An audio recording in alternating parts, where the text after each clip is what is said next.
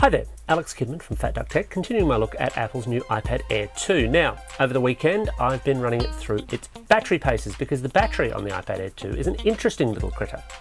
According to iFixit's teardown, it's actually got a 15% smaller battery than the iPad Air, and that's what I've been comparing it against. So, how did it perform? Well, in just a casual single-day use test, so web browsing, a little bit of light gaming and video, they ran completely head-to-head. It's as simple as that. After about 12 hours of usage, I had about 35% left on each device. Considering the iPad Air I'm using is about 8 months old and has been used fairly extensively, that's an interesting result. You would think that the device with the larger battery might last that bit longer, and it speaks to the efficiency of the A8X processor in the iPad Air 2 that it can keep pace with a smaller battery. In a slightly more intensive test, I ran Real Racing 3 for 3 hours, simultaneously across both devices from the same charge point. Now, I wasn't playing the game at the time because I'm not quite talented enough to play a high-end racing game simultaneously across two tablets. Hey, it's a failing I've got. But the result, again, was practically identical. So what's the upshot of that? Well, it depends if you're a pessimist or an optimist. The pessimist might say, well, battery life is not improved since last year and that's a bad thing, and in some ways I think that viewpoint is perfectly valid.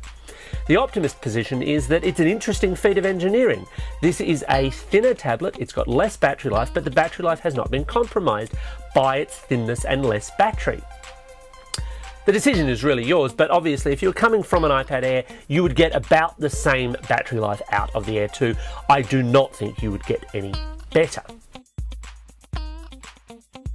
The other thing I've been doing is comparing and contrasting the iPad Air 2 against Apple's other new iPad this year, the iPad Mini 3, although I'm pretty reluctant to use the word new around the iPad Mini 3 all that much. Because the reality is that this is an old iPad.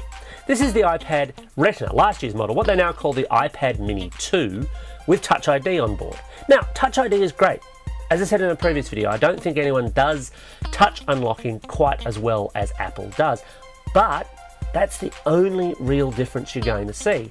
And the issue there is that the iPad Mini 2 is still on sale, not to the same high-end capacities if that's what you're after, but otherwise you're paying more than $100 for the privilege of having Touch ID, and as much as I like Touch ID, I'm not going to spend more than $100 on it as a standalone feature. What about versus the iPad Air 2 though? This is where I get slightly annoyed because last year the choice between the iPad Air and the iPad Mini with Retina was actually a tough one. You could go with whichever screen size you liked, but the internals were basically the same, and that meant that you could have a nice, small, powerful tablet, or you could have a slightly larger, powerful tablet. The choice was entirely yours, it didn't make a huge amount of difference. Because Apple said no, all the primary goodies are going into the iPad Air 2 only, I think it's a much harsher choice this time around, and it's one that actually doesn't favour the Mini 3 in any real way. As I've said, buy the Mini 2 or even the non-Retina Mini over the Mini 3 in my estimation. But if you want a premium powerful tablet and one that will probably survive more than a couple of iOS refreshes, the iPad Air 2 is the model that I'd choose. Now, I got asked about screen quality, about colour and brightness. In pure brightness terms, iPad Air versus iPad Air 2, there's really not much to it. There is perhaps, and I will freely admit I'm not scientifically testing it, this is purely my own naked eye and you'll have to take that for what it's worth. I'll film a little bit here, but obviously again, video doesn't always tell the full story. But there's maybe a small uptick towards the iPad Air 2, and obviously that lack of air gap, as I mentioned previously, can make reflections a bit different. But looking at the two side by side, there really isn't much to it. Apple puts very good, very well colour balanced screens into its iPad devices, generally speaking, and the Air 2 and the Air are no exception.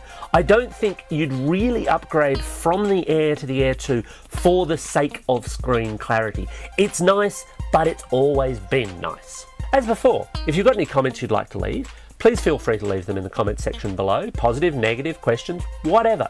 And please remember to hit that subscribe button as hard as you can. It can take it.